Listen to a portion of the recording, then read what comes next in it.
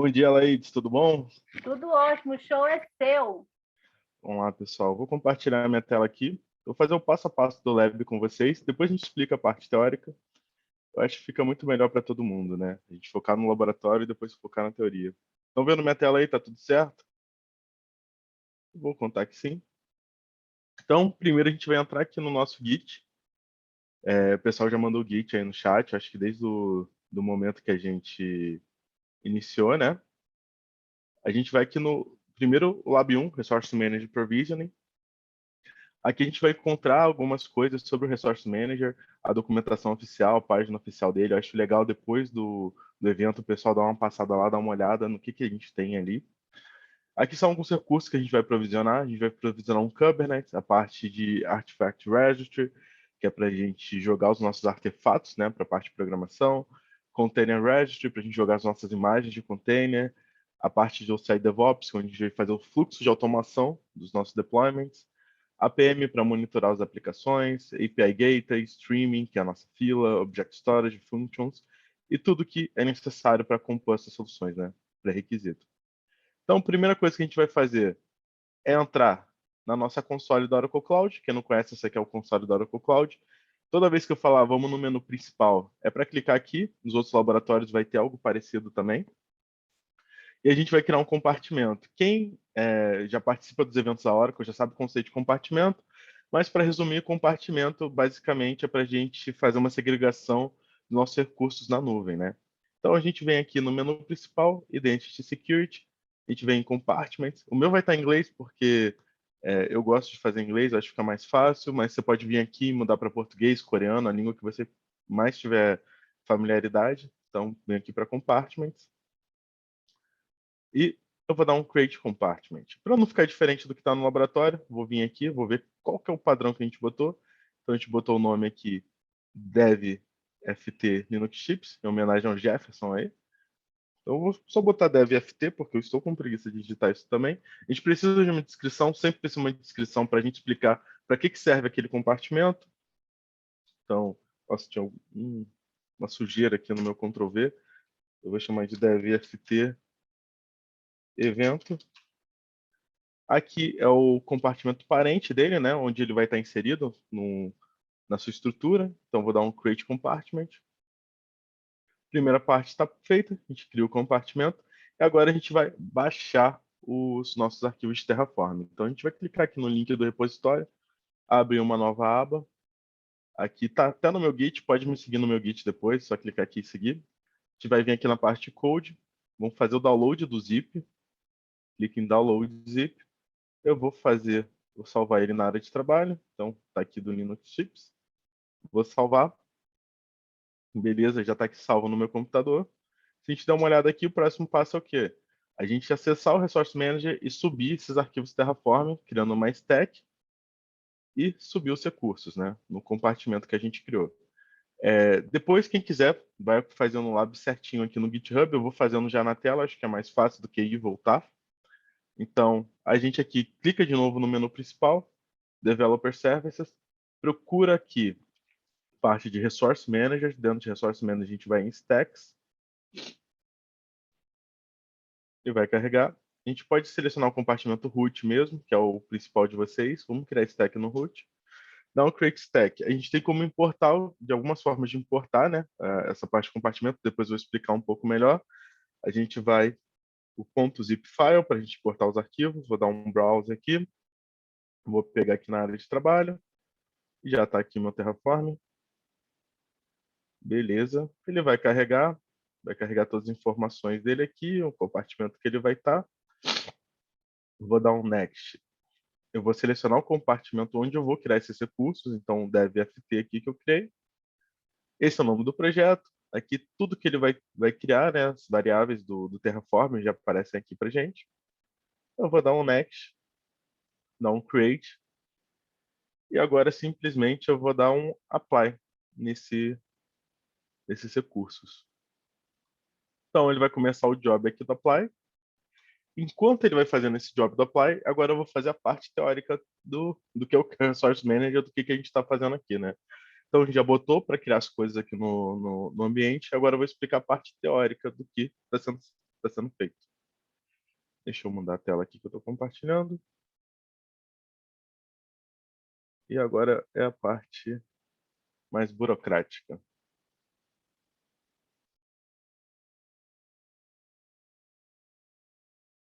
Vamos lá. Espero que todos estejam vendo a tela da apresentação. A gente vai falar um pouco de Resource Provisioning, mas eu vou aproveitar agora também para me apresentar. Meu nome é Pedro Cristo. Eu sou Cloud Engineer aqui na Oracle, trabalho com a parte de infraestrutura, de integração, desenvolvimento, Cloud Native. Essas são minhas redes sociais ali, você pode me seguir lá no LinkedIn, no GitHub, tem bastante coisa que eu crio aqui para Oracle, para Nuvem Oracle, parte de Kubernetes, de serverless, tem bastante coisa legal. Meu e-mail também, qualquer dúvida, pode entrar em contato comigo, se quiser trocar uma ideia. O pessoal aqui na Oracle é bem aberto para a gente trocar ideia e trocar experiência também. Vou falar agora um pouco sobre o Resource Manager, que entra no, na, no pilar, né, de infraestrutura como código, que é um tema bem interessante porque a gente está falando agora. O Jefferson já adiantou algumas coisas que hoje em dia a gente tem que automatizar praticamente tudo que a gente vai fazer, inclusive a parte da infraestrutura. Então a gente precisa que a nossa infraestrutura seja a receita de bolo, né? Tem um colega nosso aqui na Oracle, que é o Gustavo, que ele gosta de usar essa analogia, que a infraestrutura vira uma receita de bolo, então você tem a sua receitinha ali e só dá o apply. Isso é muito importante para a gente evitar erro, desperdício de recurso, a gente tem um controle do que está sendo criado. Em caso de disaster recovery, a gente consegue subir uma estrutura parecida rápido. Economia também, porque a gente pode ter ambientes que sobem e descem de acordo com a demanda, de acordo com o período, né, que vai ser utilizado.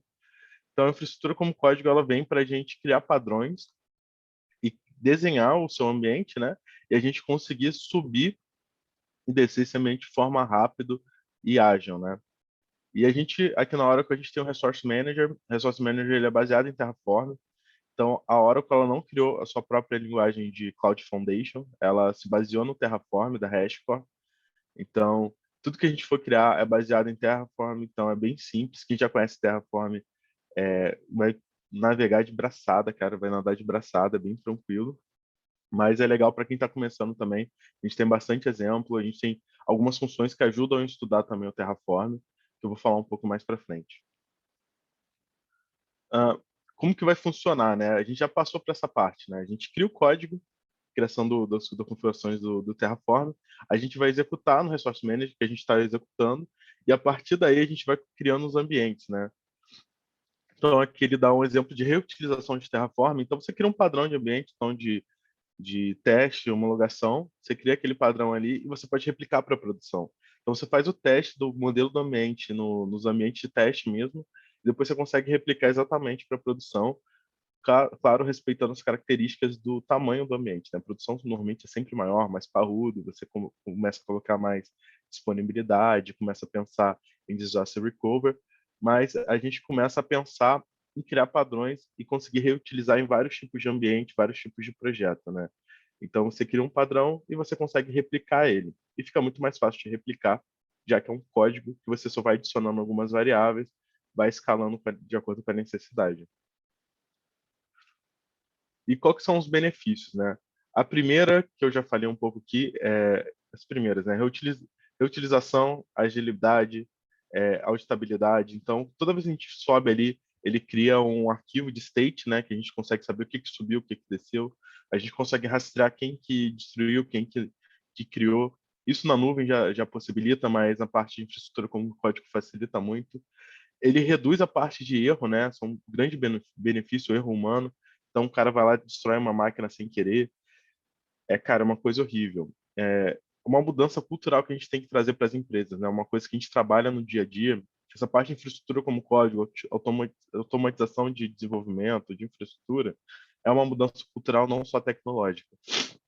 Então, a gente tem que mudar a cultura de fazer o deployment na mão, subir a infraestrutura na mão, porque a gente quer tirar a capacidade do usuário de ele destruir uma máquina, porque a gente também reduz os usuários maliciosos, isso é para a parte de segurança. Então, se a gente cria um processo todo na empresa, que toda máquina que é criada, todo banco de dados que é criado a partir da infraestrutura como código, o usuário lá interno não consegue destruir, não consegue editar, fica muito mais fácil de você auditorar e manter a segurança dentro da sua empresa, né? A gente consegue aumentar a colaboração também, porque se compartilha o código com as pessoas, a gente consegue utilizar a Git, por exemplo, para compartilhar código, reduzir a complexidade, né? Porque imagina criar tudo na console. A gente até nos nossos eventos a gente parou de usar a console porque vai ficando bem complexo, muda de tela, vai para outra tela. E aumenta a produtividade também, porque a gente cria os ambientes ali bem rápido, sobe, você viu, a gente botou para subir, a gente está falando de outro assunto, a gente está explicando o que a gente está subindo, a gente vai passar por todos os assuntos e na hora que chegar no próximo laboratório já vai estar tudo pronto para a gente fazer. E o resultado é com uma infra íntegra e que a gente já espera, né? Então o resultado ali já é o esperado. A gente já testou, já utilizou em vários ambientes e quando a gente chegar lá no final vai ser o resultado esperado, né? A gente pode automatizar até mais do que a gente fez, mas o para hoje que a gente vai utilizar basicamente vai ser só subir em infra e começar a trabalhar em cima dela.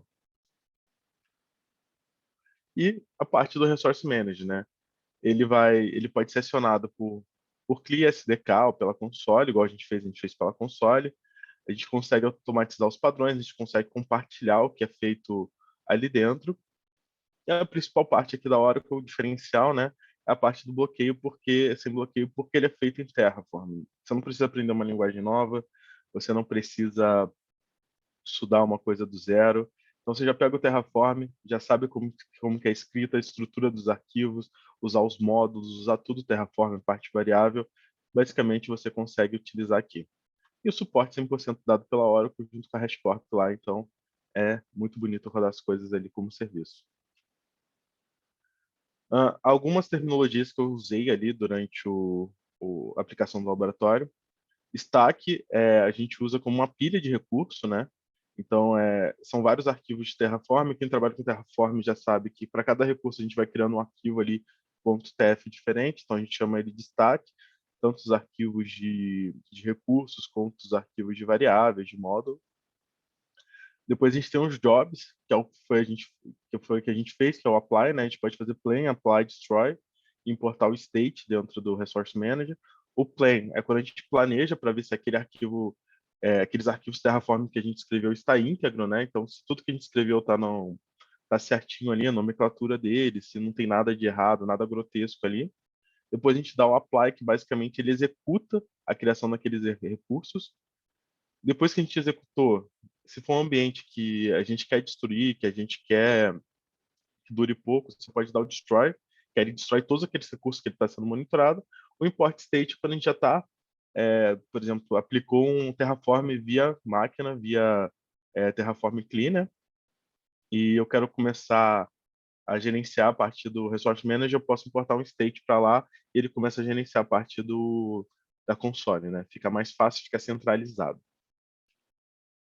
E como que ele funciona, né? A gente faz a criação do arquivo, então, da parte dos modelos, a gente cria os arquivos de Terraform, a gente cria os nossos repositórios lá, a gente sobe para a console, igual a gente fez. Então, eu tinha meu repositório lá no Git, a gente baixou para a máquina um ponto .zip, subiu aqui para a Oracle, fez a execução, né? A gente deu o apply, e agora depois a gente vai começar a ver os recursos subindo e gerenciar esses recursos. Depois disso, a gente consegue fazer a detecção de desvios, que são as alterações que são feitas desse recurso pelo usuário, através da console, como que a gente trata isso, e o estado do que está sendo gerenciado ali, que a gente pode importar para outros projetos também, ou trazer para a nossa máquina local. Por exemplo, se a gente fala assim, quero ser do Resource Manager, quero gerenciar no meu Terraform local na minha máquina, beleza, você consegue fazer também. Esse aqui é um exemplo de um arquivo .tf, né? Então, a gente tem vários tipos de arquivo lá. Por exemplo, o que a gente subiu lá tem compartment, compute, database, main. Então, a gente vai escrevendo aqui em YAML. Então, você coloca aqui o tipo de recurso, o nome desse recurso que você está criando e as variáveis que são obrigatórias e são opcionais para cada recurso, né? Então, aqui é um exemplo de criação de uma rede, né? Então, a gente tem a VCN, o CI Core VCN, que é para você criar a rede dentro da Oracle Cloud, e depois a criação das subnets, né? Então, o side block da subnet, o compartimento que ela vai ser criado, a VCN, que é a VCN mãe, né? Onde vai estar essa subnet, né? A rede, onde essa subnet vai estar. Então, a gente vai pegando tudo como referência também ali do Terraform, que a gente já está acostumado a usar. É bem tranquilo. E outra vantagem que a gente tem no Resource Manager é que a gente tem esse arquivo aí .yaml.